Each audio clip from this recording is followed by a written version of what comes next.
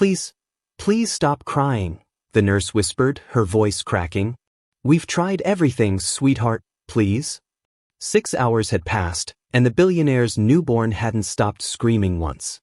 Machines beeped, doctors murmured, and exhaustion hung like fog. The mother lay unconscious in a coma, pale and still. The father, a man used to fixing everything, stood frozen, helpless for the first time in his life. And then, from the corner of the hallway, a 12-year-old cleaner's son stepped forward and did the unimaginable. Before we begin, please like, subscribe and tell me in the comments, where are you watching from? Globe showing Europe, Africa, United States, Canada, UK, Australia, Jamaica. The maternity ward at Atlanta Memorial Hospital was supposed to be quiet that evening. But inside room 407, chaos echoed like an alarm that wouldn't shut off. Ryan Calloway, the billionaire tech entrepreneur who'd built half the software industry in Atlanta, stood by the hospital bed gripping the rail with white knuckles. His newborn daughter, Ellie, had been crying for 6 straight hours, her tiny voice hoarse, her body trembling from exhaustion. The doctors had checked everything. Temperature, heart rate, oxygen, reflexes, all normal. No infection, no fever, no visible pain. But the baby's cries pierced through every attempt at calm. Her mother, Lauren, lay still beside her, unconscious since the emergency delivery earlier that morning. What should have been the happiest day of their lives had turned into a silent kind of nightmare. Ryan had never felt powerless before. He was the man who made calls that moved markets, the kind whose signature meant jobs, investments, futures. But now, none of it mattered. None of it could quiet his daughter's pain. Nurses came and went, their faces drained. A young doctor sighed, whispering to her colleague, 6 hours, it's not physical. She's reacting to something emotional. Ryan overheard and snapped, she's a newborn. How can you say that? The doctor didn't answer. She just lowered her head and left the room. He turned toward the crib. Ellie's face was red from crying, her small fists clenched tight, her breaths uneven. He reached for her gently. It's okay, sweetheart, he murmured, voice trembling. Daddy's here, okay? But even his voice, calm, desperate, breaking, couldn't soothe her. The sounds spread down the hallway, reaching the lower floors where the night shift cleaning staff had begun their rounds. Among them was Denise Carter, a single mother who'd worked in that hospital for 8 years, and her 12-year-old son, Kylon. Kylon usually did homework at the staff lounge while his mom cleaned, but tonight he couldn't concentrate. The crying upstairs had been constant, echoing faintly through the vents. He set down his pencil. Mom, is that a baby crying again? Denise sighed, pushing her cart. It's that billionaire's child, from what I heard. Poor little thing's been at it all afternoon. They say her mama's in a coma. Kylon frowned. They can't make her stop? They've tried, baby, she said softly. Some things just don't have easy fixes. Kylon didn't answer, but his eyes stayed fixed toward the elevator that led to the maternity ward. Upstairs, the chaos was beginning to wear on everyone. Even the nurses were whispering about how strange it all was. It's like she's crying for someone, one said quietly. Or something, another replied. Ryan leaned against the wall, head in his hands. Just tell me what to do, he whispered to no one in particular. Please. But there was no answer, only Ellie's screams and the faint, steady beep of machines beside his wife's bed. Later that evening, Denise entered the room to clean. She paused at the doorway, hesitant.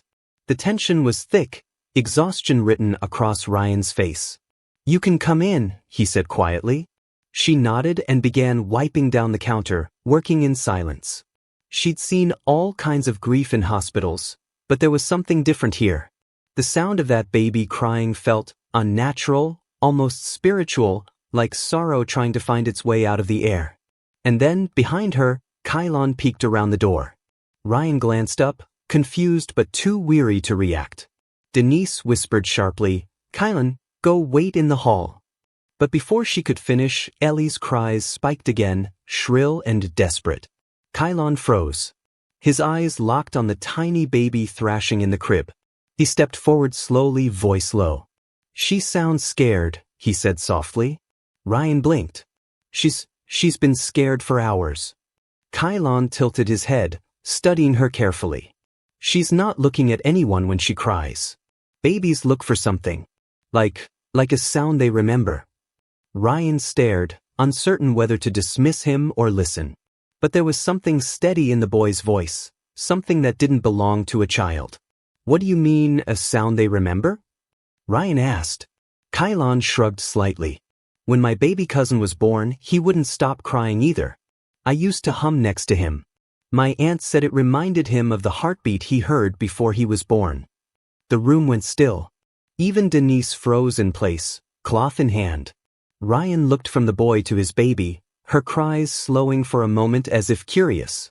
He hesitated, then nodded toward the crib. Go ahead. Denise's eyes widened. Sir, he's just a... It's okay, Ryan said quietly. Kylon approached, cautious and gentle. He leaned over the crib, looked at Ellie, and started humming, low, steady, soft. The kind of hum that felt like a memory. And for the first time in 6 hours, Ellie stopped crying. The silence hit like a wave. Nurses outside the door paused mid-step. Even the machines seemed quieter. Ryan's mouth fell open. What did you? Kylon didn't answer, he just kept humming. Ellie's tiny hand reached toward the sound, her eyelids fluttering as if recognizing it. There are moments in life when logic breaks, and only love makes sense. A billionaire, a janitor's son, and a baby that only needed one sound to remember she wasn't alone. Broken heart if stories like this remind you what real humanity looks like. Don't just scroll away. Subscribe. Keep kindness alive in a world that's forgetting it. Kylon stepped back a little, voice quiet. She just needed to remember something safe. Ryan couldn't speak. His throat tightened, his eyes burning with tears he hadn't realized he was holding. He looked at Denise, speechless. How did he know to do that? Denise smiled faintly, her eyes glistening. He's always been good at hearing what people don't say. For the first time that night, the baby slept. But the peace wouldn't last. Because the next morning, the doctors would discover something on her scan that none of them had seen before, something that would make Ryan question everything about how this boy even knew what to do. Morning sunlight crept through the blinds of room 407, cutting thin lines across the floor. For the first time since her birth, baby Ellie Calloway slept peacefully, her chest rising and falling with soft, steady breaths. The entire ward felt lighter.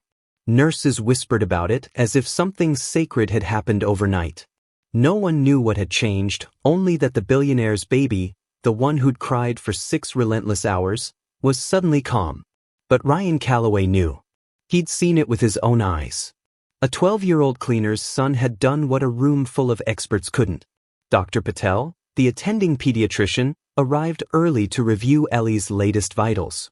She flipped through the chart, frowning slightly. Everything looks normal, she said to Ryan, adjusting her glasses. In fact, better than normal. Her heart rate steady. Oxygen's perfect.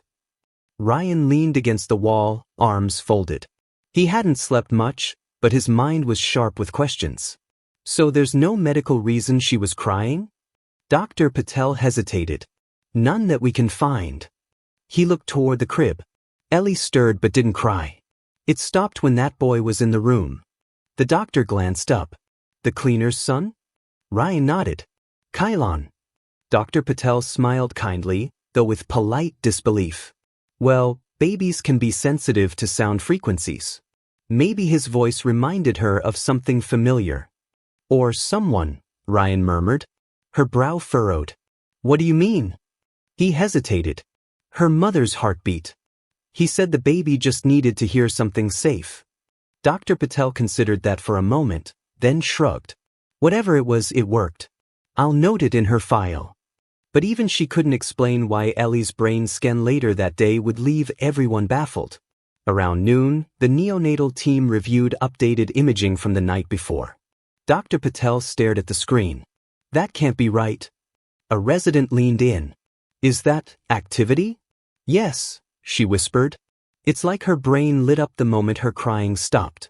The data showed it clearly, a pattern of synchronized brain waves triggered at the exact time Ellie calmed down. a rhythm matching a steady, low frequency between 60 and 80 beats per minute. The same range as a human hum. The same as Kylon's hum. Meanwhile, in the cafeteria downstairs, Kylon sat quietly at a corner table, sketching in his notebook. His mother, Denise, pushed a cart past him, stopping for a moment. "People upstairs are still talking about you," she said, smiling softly. "They say you worked a miracle." He shook his head. "I didn't do anything, Mum. She just heard me, that's all." Denise chuckled. "Well, whatever it was, it worked. You should have seen that man's face last night. Looked like he saw an angel." Kylon didn't look up. "He looked sad, Mum. Like he's blaming himself." Denise nodded quietly. "That's what love does sometimes." Upstairs, Ryan replayed everything in his mind. His wife still lay unconscious, hooked to machines that beeped softly. He reached for her hand. "Lauren, she's okay now," he whispered. She stopped crying. "A little boy did what I couldn't." Her fingers didn't move. He swallowed hard. "You'd love him, you know. He's gentle, like you." As he spoke, something stirred faintly on one of the monitors. Just a small flicker. But the nurse nearby noticed. "Mr. Calloway," she said cautiously, her vitals just spiked slightly. "Maybe she's responding." He looked at the screen, hope flickering. "To me." The nurse shook her head. "It started when you said the boy's name." Ryan froze. "Kylon." The line rose again, subtle, but visible. The nurse's eyes widened. "That's unusual." By evening, curiosity turned to investigation. The hospital board requested a debrief on what had happened. It wasn't every day a high-profile patient's newborn stopped crying after a janitor's child intervened. Denise and Kylon were called into an office with Ryan and Dr. Patel. Ryan gestured for them to sit. "I know this sounds strange," he began, "but there's a connection here. My wife's vitals responded when I said your son's name." Denise blinked. "Sir, with all due respect, we don't want any trouble. He was just trying to help." Kylon looked down, nervous. "I didn't mean to cause anything bad." Ryan shook his head. "You didn't. You helped more than anyone." Dr. Patel leaned forward, curious. "Kylon, when you hummed, what made you choose that sound?" He shrugged. "It's just something I hum when my mom's tired. It makes her feel better." Denise smiled faintly. "He's been doing that since he was little. Even calmed me down once when I almost fainted at work." Ryan stared at the boy, a realization forming, one that didn't make sense yet, but wouldn't leave his mind. That night, Ryan found himself unable to leave. He sat in the hospital chapel, the one place still and silent enough for thought. For 12 years, Kylon had been living in the same city, the same hospital where Lauren once volunteered in her early 20s, long before their marriage. Ryan's mind raced. Could there be something more? A hidden link, something no one had noticed? He pulled out his phone, searching the hospital archives for old staff records. There it was, volunteer program, 2011, prenatal wellness outreach, instructor, Lauren Hayes. And beneath that, participants, Denise Carter. His stomach dropped. His wife had met Denise years ago. And if Lauren had worked with pregnant women back then? He stopped himself. That was impossible. But deep down, something told him this wasn't random. The next morning, as Kylon and Denise prepared to leave, a nurse ran up to them, breathless. "Wait, Mr. Calloway needs you both upstairs." They followed her back to room 407. Lauren's bed was surrounded by doctors. Monitors beeped in rhythm, and a soft hum filled the air, the sound of Kylon's voice, recorded from last night, playing through a small speaker beside the crib. Lauren's hand was twitching. Ryan turned, eyes full of disbelief. She's responding. Every time that recording plays, her brain activity spikes. Kylon stepped closer, confused.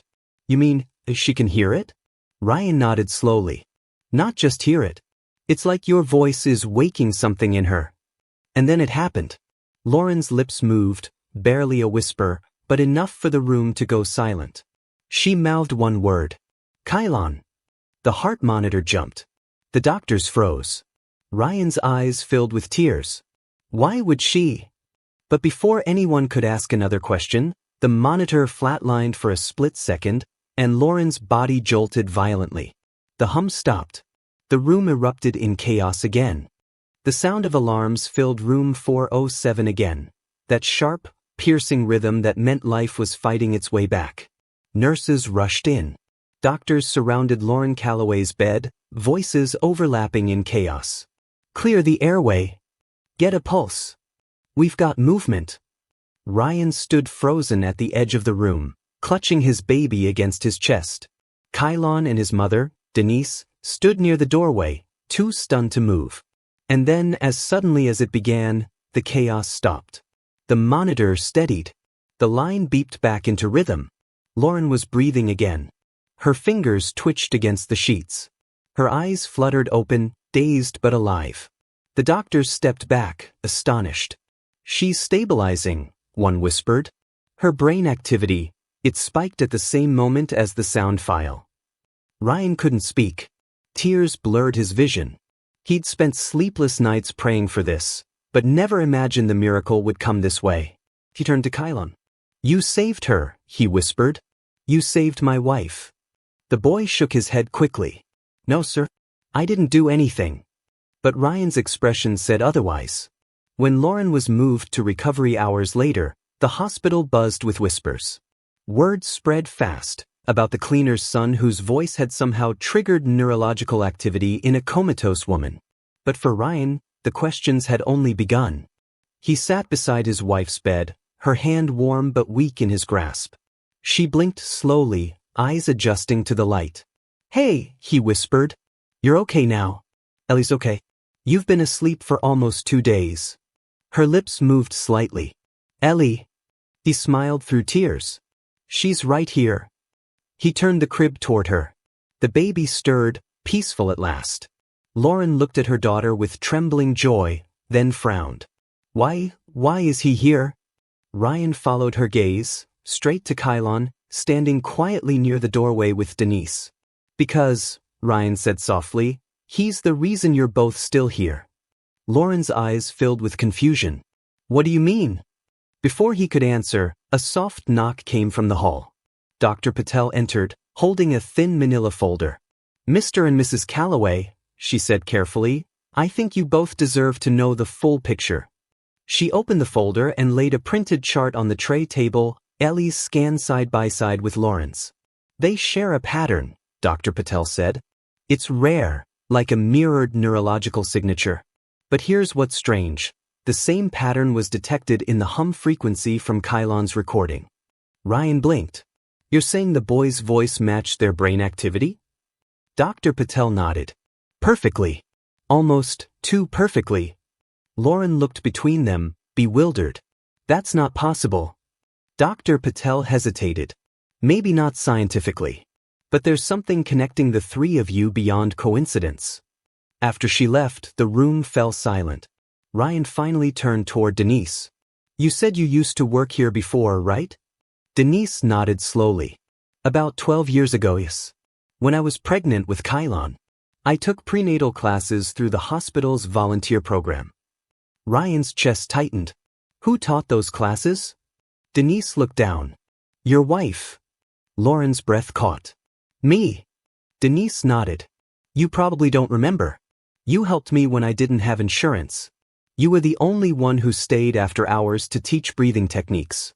I used to hum with your heartbeat recordings to calm Kylon when I was expecting." Lauren's eyes welled. She remembered now, the young expectant mother, the quiet woman who'd thanked her for kindness no one else noticed. And that's when the truth hit all of them at once. Kylon had been hearing Lauren's recorded heartbeat before he was even born. The same heartbeat that Ellie now knew instinctively. He wasn't just calming the baby, he was restoring a memory that lived in both mother and child. Ryan exhaled shakily. So that's why she stopped crying. She recognized him, the same sound that comforted her mother years ago. Lauren covered her mouth, overcome with emotion. "Oh my God." Denise wiped at her eyes. "You changed my life back then. I never forgot that sound. And I guess, neither did he." The room stayed still for a long moment, a rare kind of silence, thick with meaning. Ryan reached out, placing a hand on Kylon's shoulder. You brought my family back to me. I'll never forget this. The boy smiled shyly, but his eyes glistened. Sometimes people just need to hear they're not alone. There are miracles science can't explain. The ones that start with kindness, travel through time, and come back when the world least expects it. A billionaire, a cleaner, and a boy who carried a heartbeat across years. Broken heart if the story reminded you that love doesn't always look like power or money, but like grace that returns when we need it most. Don't just watch. Subscribe. Let stories like this keep reminding the world that empathy still matters. That night, as the hospital quieted, Ryan found himself unable to sleep. He stood by the nursery window, watching Kylon hum softly to Ellie one last time before heading home with his mother. The boy's voice was gentle, almost spiritual, a sound that didn't belong to the noise of the world, but to something older and deeper. Lauren's voice came from behind him, soft but steady. He's special. Ryan nodded. He is. He should be in school, not cleaning hallways. I know, Ryan said. And I think, maybe that's something we can change. Lauren looked at him curiously. What do you mean? He turned to her with quiet conviction. If that boy can bring life back with nothing but a hum, imagine what he could do with a chance. The next morning, Ryan met with Denise in the hospital lobby. I know you'll probably say no, he said gently, but I want to offer Kylon a scholarship, full tuition to any private school in Atlanta. No strings attached. Denise froze. Sir, that's too much. He smiled faintly. Not compared to what he gave me.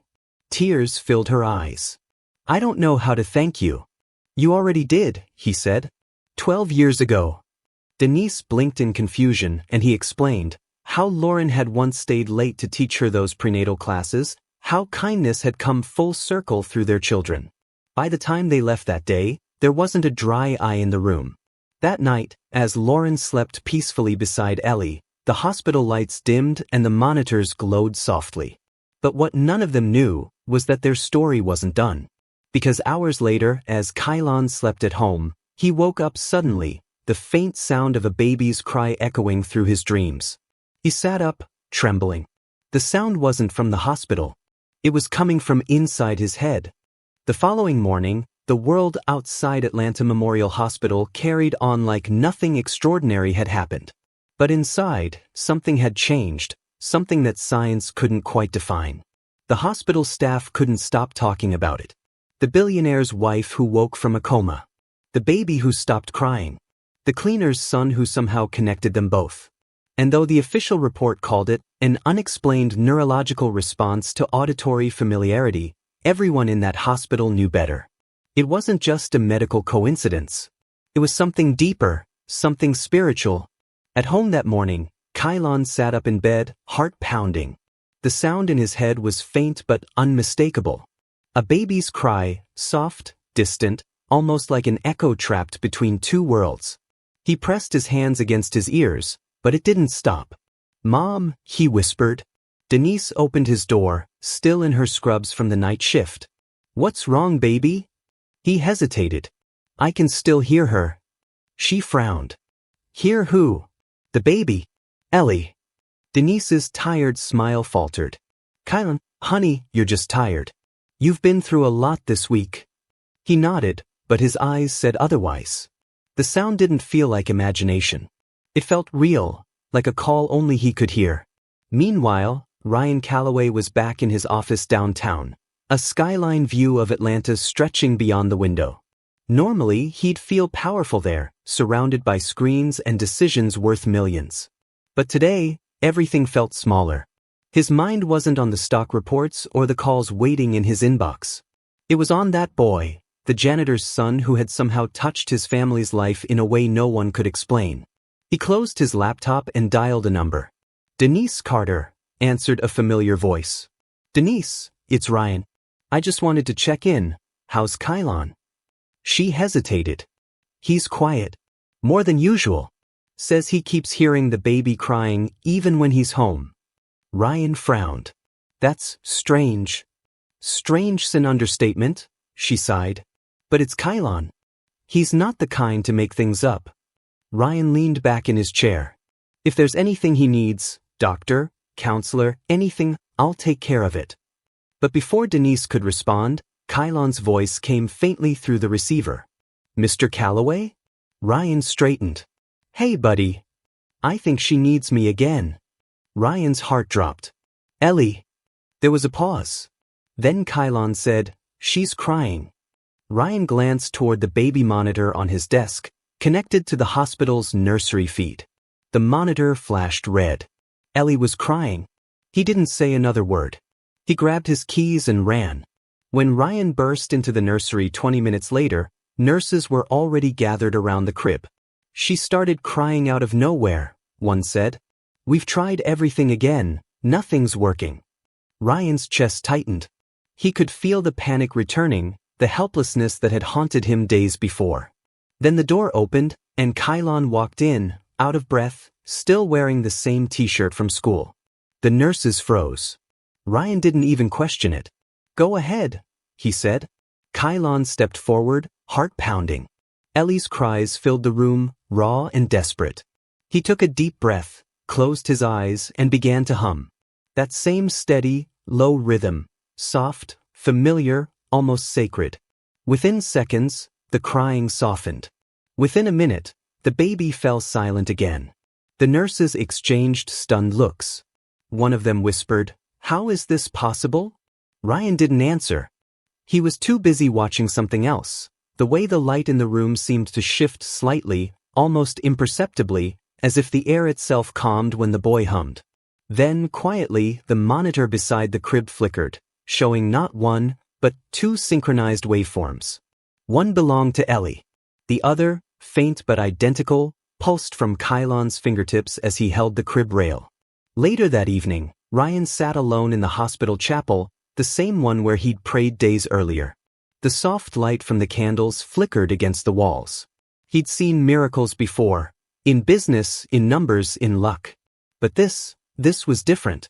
It wasn't luck. It was something divine. Lauren found him there, still in her hospital gown, weak but walking. You left the room without saying anything, she said gently. He looked up, eyes tired. Because I don't understand what's happening. She sat beside him. You don't have to. He shook his head. Lauren, what if this isn't just a coincidence? What if Kylon isn't just some kid with a gift? What if he's connected to us in a way we can't see? Lauren took his hand.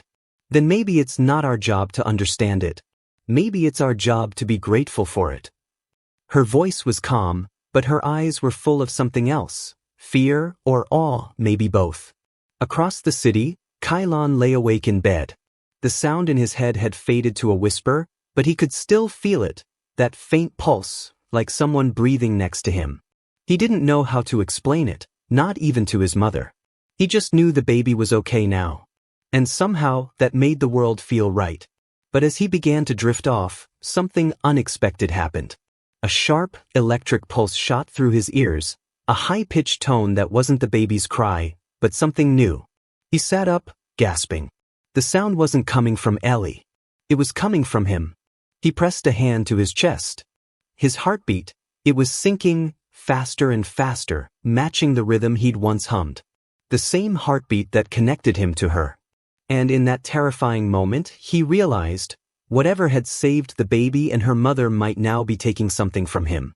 Back at the hospital, Ellie began to stir again, not crying this time, but restless, uneasy.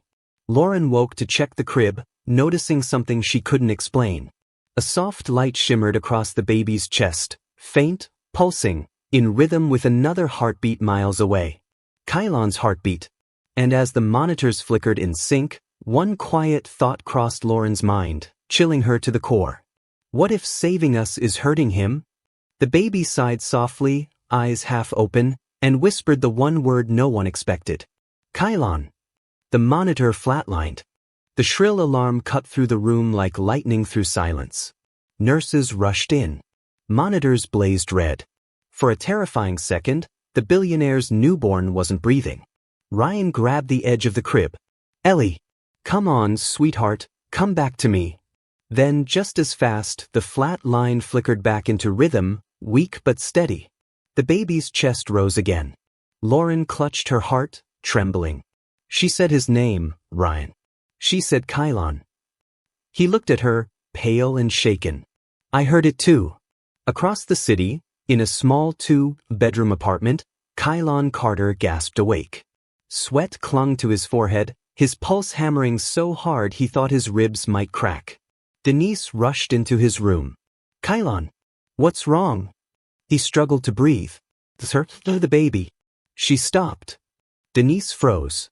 What are you talking about? He pressed a shaking hand to his chest. When she stopped breathing, I felt it. She turned toward the wall clock, 2:11 a.m., then back at her son, fear creeping into her voice. Baby, that's not possible. You're just dreaming. But Kylon's eyes, wide, haunted, alive, said otherwise. I'm not dreaming, Mom. We're connected. The next morning, Ryan sat by the hospital window, Ellie cradled in his arms. Her breathing was stable now, but her tiny fingers twitched every few seconds, like she was searching for something invisible. Lauren, still recovering, watched him quietly. You think it's Kylon again, don't you? Ryan nodded. I know it is. He looked down at his daughter. Every time she calms down, her monitor syncs to something outside this hospital. It's like she's tethered to him somehow. Lauren's eyes glistened. But why him? Why that boy? Ryan didn't answer. He couldn't. He just kept staring out the window toward the horizon, toward the side of town where Kylon lived. Later that day, Ryan and Lauren drove to Denise's apartment. When she opened the door, Kylon was sitting on the couch, pale and tired, a warm compress on his chest. He tried to stand when he saw them. Mr. Calloway. Ryan held up a hand. Sit, son. It's okay. Lauren crouched next to him, her voice soft. Kylon, do you still feel her? He nodded. Sometimes. It's like, part of me can still hear her heartbeat. Denise rubbed her temples. He's been waking up at night saying the same thing. I thought it was trauma, but now.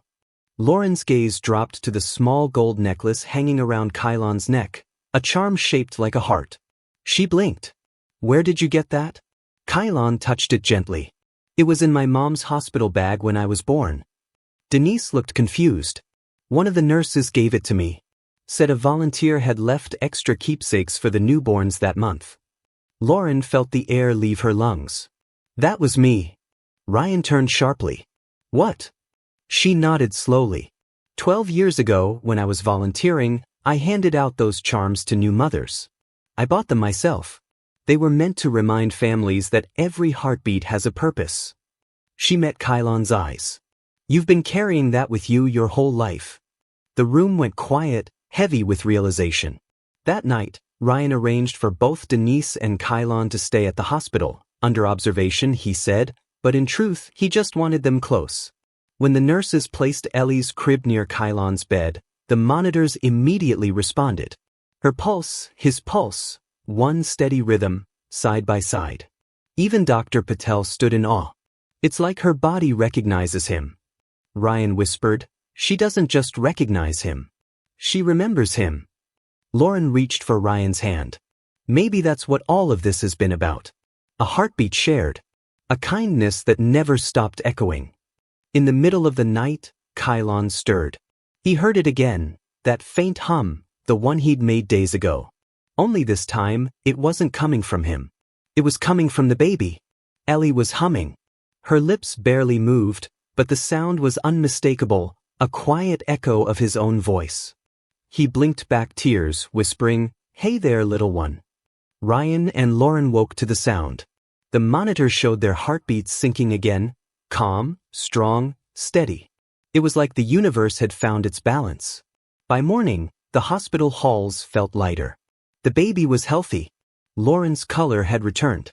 And Kylon, though tired, looked peaceful for the first time in days. Ryan met him in the hallway, smiling faintly. You've done more for us than I could ever repay, Kylon. The boy shrugged shyly. I didn't do it for that. Ryan placed a hand on his shoulder. I know. That's what makes it mean so much. He handed Denise an envelope, a scholarship document and a letter signed by the hospital foundation. I started something in your name, Ryan said softly. It's called the Carter Initiative. funding for children who remind the world that empathy is its own kind of genius. Tears filled Denise's eyes. Mr. Calloway, we can't. He shook his head. You already gave us everything we didn't know we were missing. Before they left, Lauren asked Kylon if he wanted to see Ellie one last time. He nodded. In the nursery, sunlight spilled through the window as he approached the crib. Ellie opened her eyes and reached out, her tiny fingers brushing his hand. Her monitor beeped in rhythm with his pulse, one last perfect heartbeat shared. Kylon smiled. You're gonna be okay now. For a brief second, she cooed, that soft, pure sound only babies make, and then the connection faded. The room stayed still but peaceful.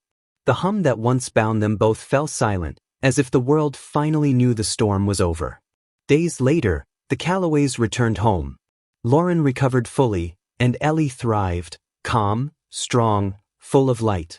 Every night, as Ryan tucked his daughter into her crib, he thought of that boy, of the way a simple hum had crossed years, classes, and circumstance to become something extraordinary. He no longer saw himself as a man who'd been saved. He saw himself as a man who'd been taught. In a world that measures worth by money, power, and noise, it's easy to forget how much a single heartbeat can change everything. A billionaire found humility. A child found his purpose. And a family found its miracle, not in science, not in wealth, but in kindness that refused to be forgotten. Broken heart if this story moved you, if it reminded you that compassion outlives chaos, don't just click away. Subscribe. Because somewhere out there, another story like this is waiting to remind us that empathy still beats stronger than pride.